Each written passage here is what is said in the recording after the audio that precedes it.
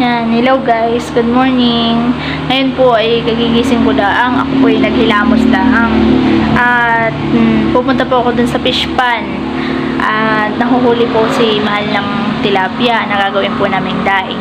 Yung po yung isang araw pa namin pinaplano na magdaing, ay ngayon lang po matutuloy at wala pong pasok yung anak namin. Yan, tara po, samahan nyo kami. Yan, bayan na po si Mahal, namimiwas na po siya. Pero na po siya mga huli doon sa may nilagay niya na sa may planggana. Yan.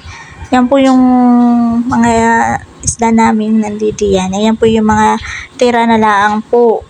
Kumbagi, may mga tira pa po diyan na mga malalaki ng mga nilagay namin diyan. Siguro ay mga 1 year na yun. Ay beampot mga nanganak.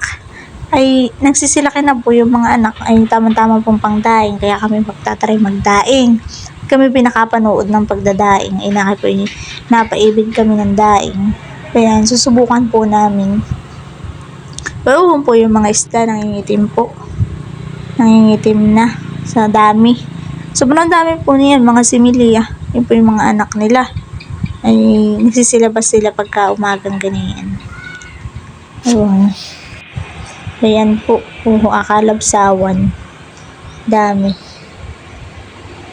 Yan po hindi namin nakalain na dadami pa ng ganian yung mga natira. At kami po yung nanghuli na, napakadami na po namin nahuli.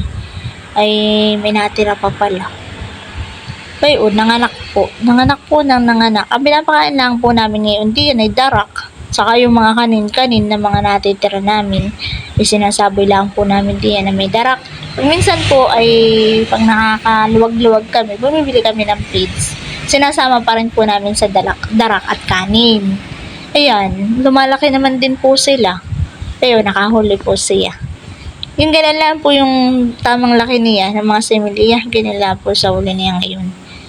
Ayun, ganun po yung tamang pangdaing na Pero may nahuli din po siyang malalaki. Tiga po, tatang po ang titingnan. Pwede po yung kanyang mga nahuli. Oo po, may malaki. Yan. Kailangan po, sabi ko sa kanya, wag na yung kaubusin yung malalaki. At kung po, ayan po yung nanganganak, ay may din pong magparami iyan. Oo kalabsawan, sariwang-sariwa po.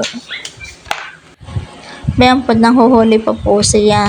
Dadagdagan pa daw po niya yung kanyang nahuli. So daw po niya marami ang kanyang gagawin. Kaya lang po hirap na siyang makahulit. Parang busog na po yung mga isda. Yan po kada magbubuntog siya ng ganyang biwas, sinahagisan po niya ng darak para po magsilapitan.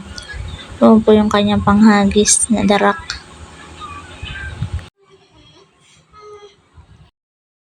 Yan, bayan po, sinabuyan niya ng darak. Saka po niya ilalagay yung biwas. Mas madali pong makahuli pagka giniyon at malapit po yung mga tilapia po, nagsisilapit po pagka hinahagisan niya ng darak. Nakalimutan ko nga po palang sabihin na yun po palang mga tinapay, yung mga lumang tinapay, ay yun po pala hinahagis din namin diyan. At yun po yung paborito po nila. Yun, yung mga halimbawa po may natira sa aming pandesal, yan, ay hinahagis po namin yun diyan kahit po medyo may amag na. Ayun po yung mas paborito nila. Kaya po ang mga pagkain dito sa amin ay hindi po nasasayang at naipapakain pa po namin sa kanila. Tsaka po dito sa mga native namin baboy, yan kung sakali po may matira kaming mga kanin, ulam, yun, binibigay po namin dito sa baboy namin native. Yun po yung mabilis makapagpalaki at makapagpataba sa kanila. Pag nga po pala sobrang init, ay ang tubig ng aming fish pan ay nababa. Yan po na lang, siguro mga 1 dangkal na lang at kalahati ang natitirang tubig pagka sobrang init. Pero nagpasalamat pa rin po namin at hindi naman po natutuyuan ng tuyong-tuyo. At pag minsan po, gabi ay naulan naman po, kaya nakaka-recover din siya. Yan pong mga isda, pagka po ay lumutang sa umaga, ibabaw, ayun po hinahagisan namin ng asin. At yun daw po yung kailangan nila ng asin. Nawawalan po sila ng oxygen. Ayun po nagkakasakit po ang mga isda. Yung mga dumi po nila ay nakadikit lang sa kanila. Hindi po natatanggal. Kaya inasabuyan po namin ng asin. Minsan po ay pagka may tubig din laan kami na naiipon, minsan po yung pinapatuluan namin sila ng tubig para magkaroon po ng oxygen. At saka po pala yan nga po palang mga puno-puno na yan sa gilid-gilid na yan. Ay hindi po namin tinatanggal yan. Gawa po na pag sobrang init po ay sila pinapunta diyan sa gilid, sa kanlong. At gusto rin po nila na mayroong malamig na parte at mayroon din pong mainit na parte. Kaya po yan ay parang balanse lang. Kapag kailangan nila ng mainit na parte, pupunta po sila sa mainit. At pag kailangan nila ng malamig, ay meron din po silang pupuntahan. Ganon din po yung sa babaw. Meron din pong mas malalim at meron din pong mas mababaw. Sa mga gilid po na yan, ay mababaw yung mga yun. At yung pong gitna, bandang gitna, ay sinadya po namin palaliman yun.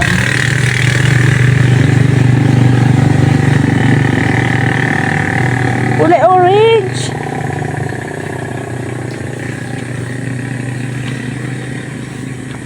Laki na na. Akaso nahuli mo. Laki na na. Nangalak to. Kaya, babalik mo. Laki. Matigas ang bungo nito eh. Oh? Ayun.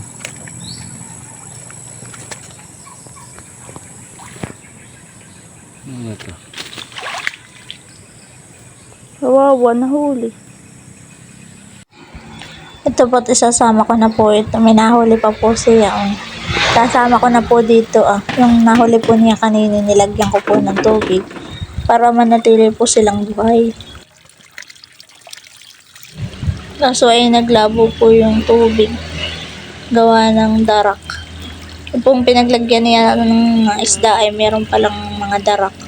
Pinaglagyan pala niya ng darak. Ayun, ipabalitan ko na lang po ng tubig. Toho, lumabo po.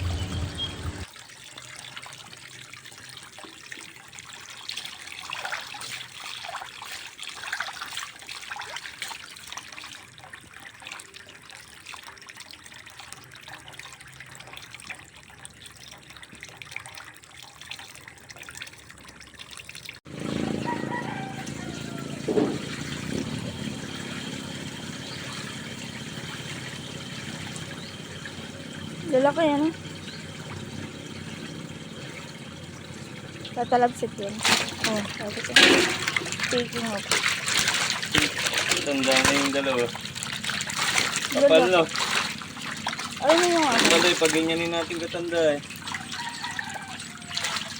Ganyan kalaki lahat no?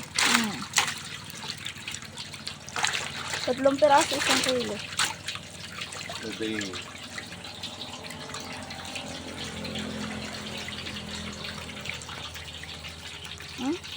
Grabe.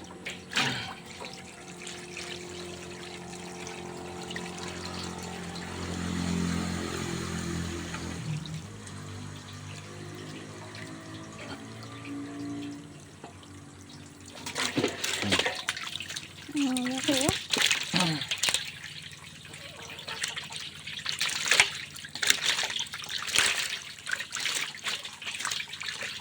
Ate, nandiyan ate.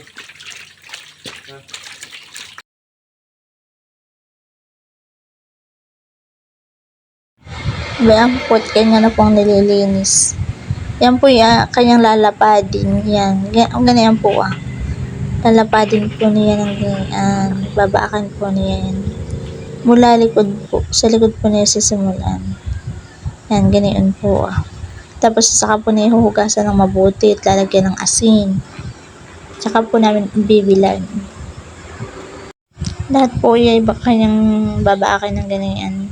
Isa-isahin po niya. Yung po palang kaliskis na yan ay hindi na niya tinanggal. Tsaka po yung mga palikpik, hindi na rin po. Basta hasang laang po at tsaka yung pitukang tinanggal niya.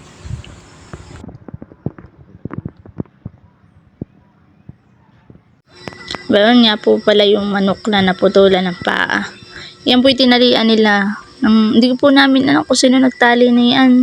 Ay nakita na lang po namin ay bayampot na bubulok na yung paa at may nakatali na yung lamot-mot po ng sako.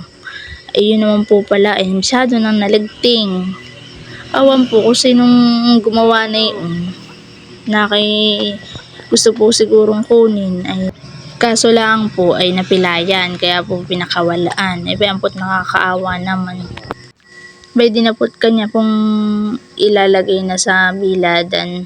Yan po binabad pala niya sa suka na may paminta, na may maraming asin. Yun po ang kanyang binabadan. Yan. Isa-isahin po niya yung ilagay diyan sa net na iyan. At ilalagay po namin dun sa mainit, sa ibabaw po ng bubong para mas madali pong matuyo. Yan naman po hindi lapat sa lupa, yung net na iyan. Kaya okay lang po na nakababa. Yan. Mas maganda po yung ganian po, nakabukas sila. Sa isa pong nakabuka ng ganian at mas madali po silang matutuyo. Kaysa po nun sa patong-patong, ay malawak naman po yung biladan kaya kasyang-kasya po yan.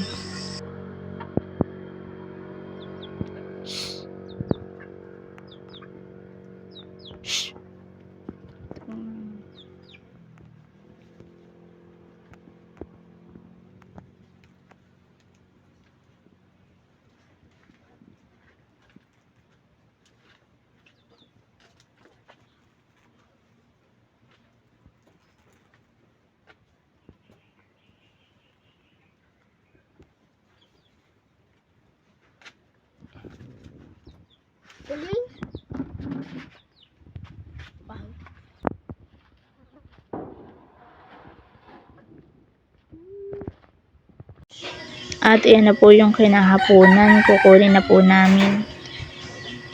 Yan. Ito na po siya. Tingnan po natin kung ano ang kanyang itsura. Yan. Yan po pwede na sigurong pirituhin at medyo malutong na po siyang tingnan. Tuyo na po ay. Yan. Magtatry po kami magpirito na yan ngayong gabi.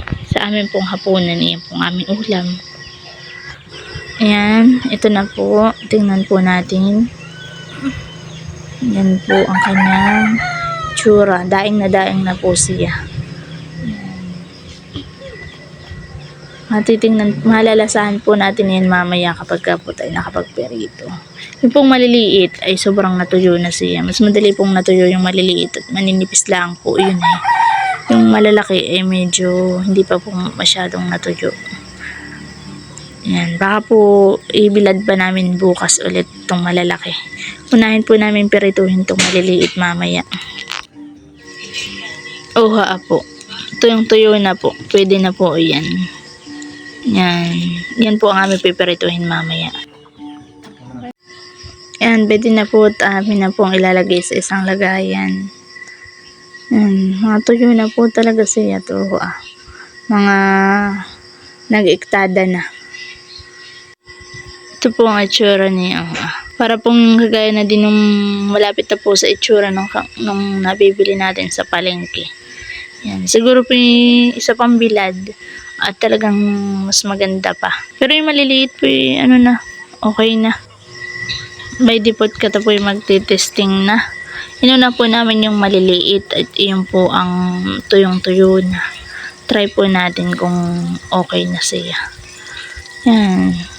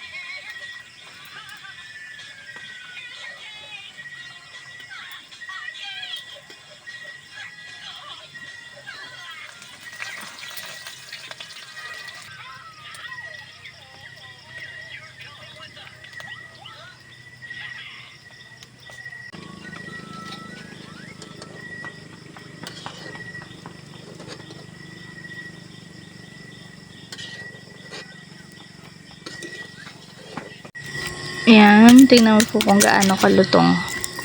Ganyan po siya kalutong. Ayan.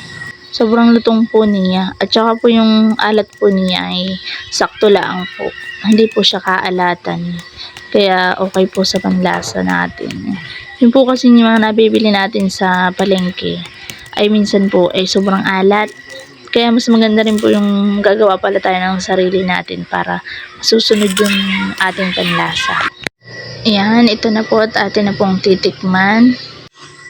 Kata na pong kumain. Thank you Lord sa blessing.